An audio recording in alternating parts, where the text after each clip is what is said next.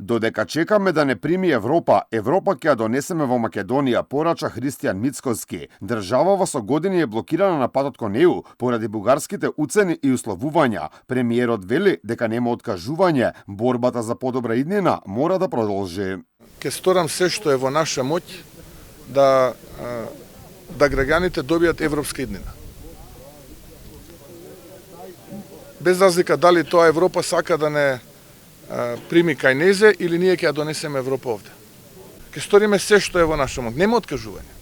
Нема никогаш да излезам малодушно пред сопствените граѓани да кажам блокиран ни е патот, нема иднина. Ќе се борам се додека функционирам. Со цел членство во ЕУ, Македонија го промени името, го менуваше уставот, знамето, направи големи отстапки. Мицковски вели, веќе не смееме да ги трпиме понижувањата кои сме ги имале со години. Дадовме премногу, како ниту еден народ, како ниту една земја за таа Европска унија. Сменивме име, сменивме знаме, сменивме банкноти, устави менувавме. Што све не направивме, какви ти све не кнедли понижувања истрпевме, и како народ, и како граѓани, за жал, се наоѓаме на истото место каде што бевме пред 25 години.